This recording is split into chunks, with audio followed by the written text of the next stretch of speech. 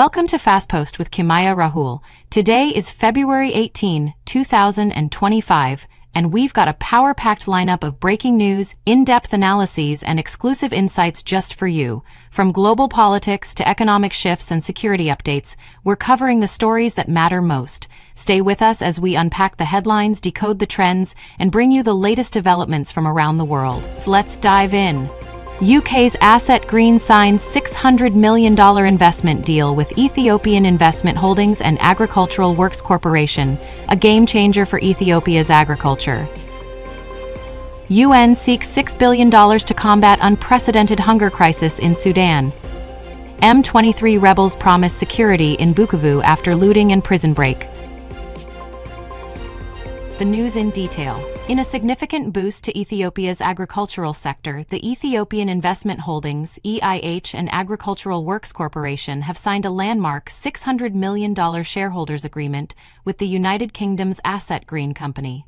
The agreement, inked in Addis Ababa, aims to establish an integrated dairy and commercial farming project that will introduce cutting-edge agricultural technologies and sustainable farming practices. The signing ceremony took place in the presence of Ethiopia's Deputy Prime Minister, 𝐂𝐬𝐬𝐬, and the British Deputy Prime Minister, Angela Rayner. This strategic partnership underscores the deepening economic ties between Ethiopia and the United Kingdom, reflecting a shared vision of agricultural modernization, investment expansion, and sustainable development. 𝐔𝐊'𝐬 has more. This investment will be implemented in two phases. The first phase will focus on setting up a world-class dairy farming and processing operation. The initiative includes an integrated feed farming project spanning 15,000 hectares, ensuring a sustainable supply chain for dairy production. This phase is expected to introduce state-of-the-art technologies to enhance productivity, quality, and sustainability in Ethiopia's dairy sector. The second phase will see the expansion of commercial farming, incorporating large-scale cotton, oilseed, and rice production. The project will also establish advanced processing facilities and an integrated outgrowers support center to enhance value addition and market competitiveness. By incorporating modern irrigation systems, precision agriculture, and sustainable farming techniques, the initiative aims to boost Ethiopia's agricultural output and transform the sector into a global player. The UK and Ethiopia have enjoyed a strong and long-standing bilateral relationship rooted in mutual economic and diplomatic interests. The two countries have collaborated on various sectors, including trade, investment, education, health, and security. This latest investment agreement further strengthens these ties, particularly in the realm of economic cooperation and sustainable development. The UK has been one of Ethiopia's key development partners, contributing to various initiatives focused on economic reform, job creation, and climate resilience. The British government has supported Ethiopia through investments in infrastructure, agriculture, and industrial development, all aimed at fostering long-term economic growth. In 2023, the UK-Ethiopia trade volume exceeded $1.2 billion, with British companies increasing their footprint in Ethiopia's energy, finance, and manufacturing sectors.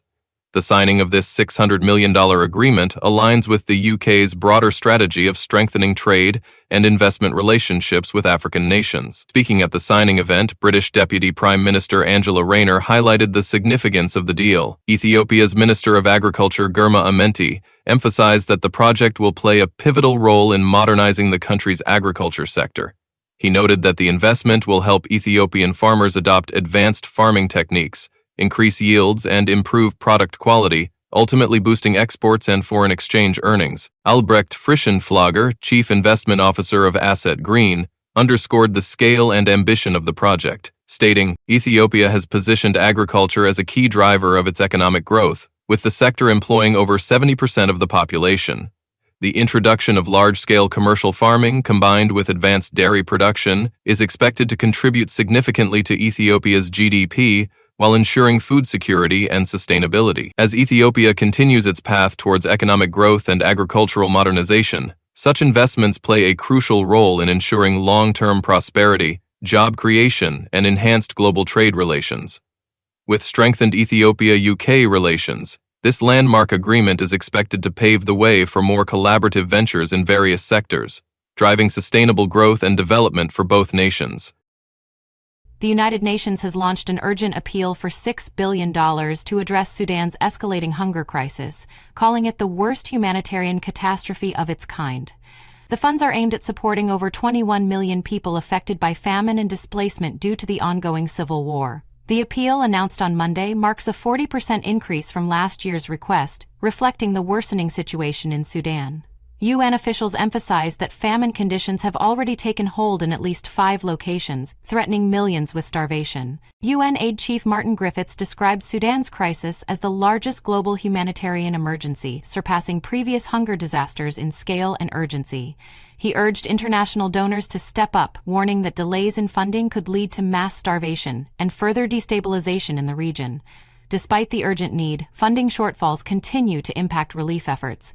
The UN is now urging wealthy nations and international institutions to prioritize Sudan, warning that failure to act could lead to one of the deadliest humanitarian crises in modern history. In mid-February 2025, Addis Ababa hosted several high-level meetings to address the ongoing crisis in Sudan, including the High-Level Humanitarian Conference for the People of Sudan on February 14, 2025. Co-hosted by the United Arab Emirates UAE, Ethiopia, the African Union AU, and the Intergovernmental Authority on Development, the conference aimed to rally regional and global support to ease Sudan's worsening humanitarian crisis. During the event, the UAE pledged an additional $200 million in aid, raising its total contribution to $600.4 million since the conflict began.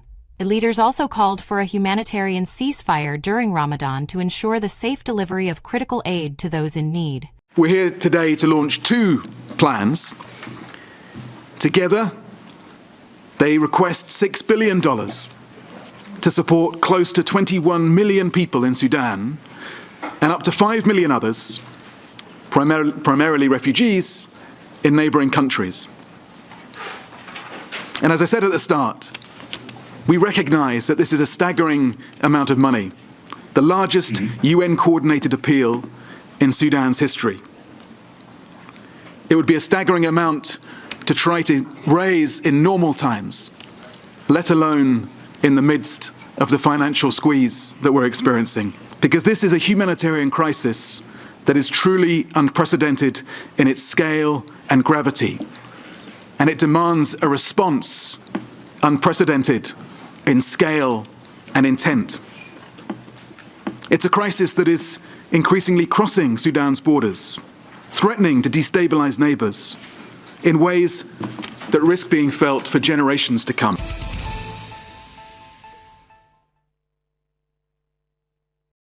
Residents of Bukavu, eastern Congo's second-largest city, are grappling with the aftermath of looting and chaos following the takeover by Rwandan-backed M23 rebels.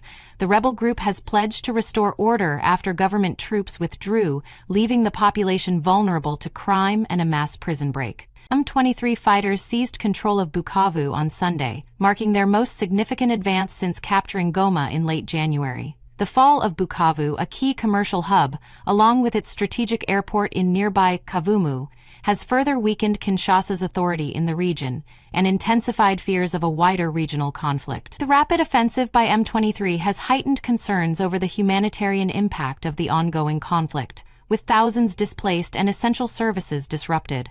As diplomatic efforts for peace continue, Bukavu's residents await clarity on their security and future under rebel control. Na mnajua Wakongomani depuis 1960 wanakuwa mwa hii nchi la ujinga hii. Sasa ni mingi sana. Nasema tutoke ile buchafu itachukua muda, lakini pamoja na nyinyi inawezekana. Na watu wenye wanapenda desordre wanakuwa kwa mingi sana. Na wenye wanapenda tuwatiri wanakuwa wadogo. South Africa is open to bids from Russia and Iran for its nuclear power expansion, despite growing scrutiny from the United States. The country aims to add 2,500 megawatts of new nuclear capacity to address persistent electricity shortages and cut carbon emissions. The move comes as South Africa faces pressure from Washington following a recent executive order by former U.S. President Donald Trump, which suspended aid over allegations without evidence that Pretoria was strengthening nuclear ties with Iran. The South African government denies any such cooperation. As legal and diplomatic challenges persist, South Africa's nuclear ambitions could deepen tensions with Washington, while opening doors for alternative partnerships with Russia and Iran.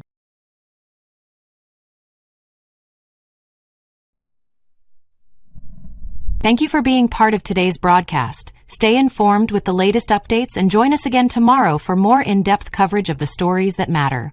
Don't forget to subscribe to our channel, share your thoughts in the comments, and spread the word with your friends and family.